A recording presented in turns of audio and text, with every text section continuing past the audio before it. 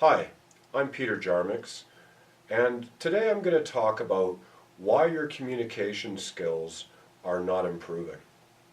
Now, I know lots of you out there feel this way, especially when you're trying to understand, you have all this knowledge that you've created. Knowledge that is grammar and syntax and all of the mechanical parts of language. But language is an emotional thing. In your own language, when you talk to other people, how do you talk? So a very important thing to do when you're first learning, you've gone through your learning, and you're first moving into the communication phase, is to make sure you use the right strategies to help you develop and understand how things are actually coming to be. First of all, understanding your first language.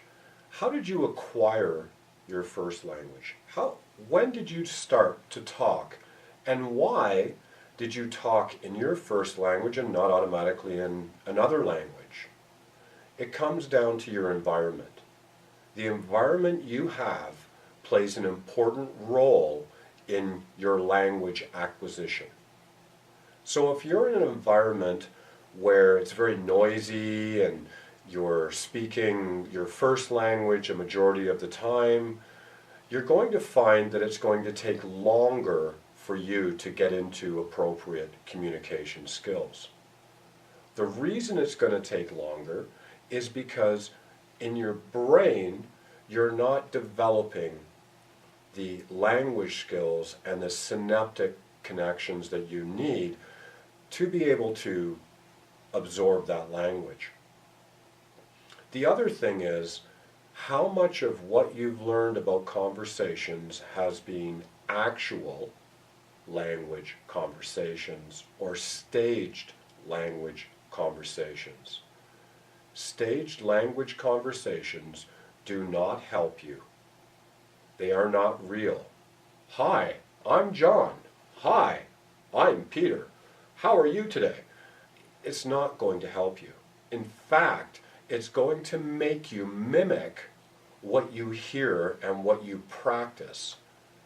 So when you go up and you talk to your friend, hi Carlos, you're not going to be like that. You're going to be like, hi Carlos, how are you? When you do things like that, the other person can automatically sense your communication level.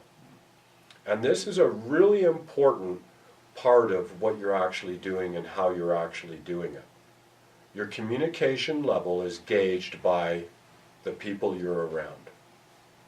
So when it's being gauged like this, you really need to focus on those parts that you're going to have to expand. Now, there's a slight little problem. Everybody learns differently. So in this video, I'm going to describe a couple of techniques. And these techniques work because you don't know what you sound like. And that's a big problem. If you don't understand what you sound like when you're speaking to someone else, you're going to feel uncomfortable. Now, I don't know, maybe there's been a few other teachers, or maybe every one of the teachers you have given you this strategy. Tape what you're saying. Record yourself. Everybody has a smartphone these days. Record yourself. And then when you're driving home or when you're on the bus or subway or whatever, listen to it. Listen to what you sound like. And then when you get home, turn on the TV, put on the news, and listen to the way that people are speaking in English. And what you're going to find is you're going to start tuning in. I don't know if you remember a long time ago, the old radios with the tubes. Whenever you wanted to get a radio station, and even in your cars today, I guess, you needed to tune it in. You need to fine tune it. And once it was fine-tuned, it was clear and easy for you to understand and for the other person to understand. So where do you start with all of this? So you're going to record your voice. Like, start there. If nothing else you do for yourself to help improve your language is to open up your ears and listen. Hear yourself. You can do this. There's no reason why you can't. Oh, but there is one reason, and that comes down to confidence. Confidence is highly important in everything we do. So how do we build confidence? If you have a job, you build confidence by experience. Doing more, the more you do, the more you experience, and the more confidence you have of what you're doing. Language confidence is very different. First of all, you have to put yourself out of your comfort zone. You can't be comfortable, because if you're comfortable, you're not going to learn. You know, if you go into your office and you only bring one piece of paper and that's all you learn from every single day, that's all you're doing, yes, you're going to become an expert in moving one piece of paper at a time. But does that mean you're going to become an expert in doing your job? Does that mean you're going to become an expert in speaking a language? So exposure to other people is highly important. The environment, make it a social setting. Make it a theater night where there's a crowd of people and you can just listen to the crowd. Tape the crowd. Listen to what they're saying and how they're saying things. Because English is not spoken in a single, there's no perfect English. Because in language, there's no perfect Chinese, there's no perfect Japanese. There's different dialects, and we all know this in our own languages, but it works the same with yourself.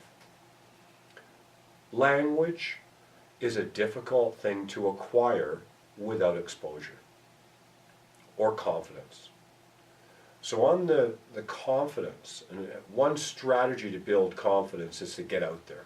You know, join a club. You know, if you're newly immigrated to Canada, for instance, and you have great social services through the LINK program and, you know, free education. However, this is only going to give you a part because you're not really going to understand the culture until you immerse yourself in the culture. Once you immerse yourself in the culture and you start to understand people, you get to know your neighbors, you go to the grocery store, you see people, people smile at you, you start to feel that sense of confidence until you're put in the situation where you have to speak. Now you become uncomfortable. So what do? How do you get past that? Many people here will treat you with the utmost respect. Now, like in any culture, in any country, unfortunately we have people that have problems with people learning another language. For whatever reason. And, you know, we have to accept them and appreciate them as having that voice regardless. But don't think about them. Think about the people that are going to be encouraging you to speak, encouraging you to attend a community event, a bake sale, go to the flea market, go to places where there's people speaking and absorb it, listen. Through listening and talking to the clerks and finding out, asking questions and finding out about things and listening to them, that's really going to help you build your skills. It'll also, just by coincidence, build your confidence. So the last thing that I'm going to talk about before I stop this video, because I don't want to give you too much information, and the next time that we meet, I want to give you a very specific area we're going to look at. And this specific area is going to come through in a different way. I don't teach in a classroom, and right now you're being introduced to who I am. And I guess I should tell you a little bit about myself. I've been teaching English for a very long time. And I've also been helping people for a long time. Probably about 30 years. And one of the reasons I do this is because I'm very passionate about helping people break past barriers. And barriers are things that hold people back from being who they really are. And I found I was able to use my skills and my passion to help other people learn English, have self-confidence, change the way they're thinking from the negative to the positive, and really step forward and take a risk. And that's highly important when you're trying to build a new language foundation. So I'm Peter Jarmics, and I want to thank you very much for your time, and I look forward to you watching my videos and commenting. Please feel free to email me at peter@jarmics.com, and create yourself a wonderful day.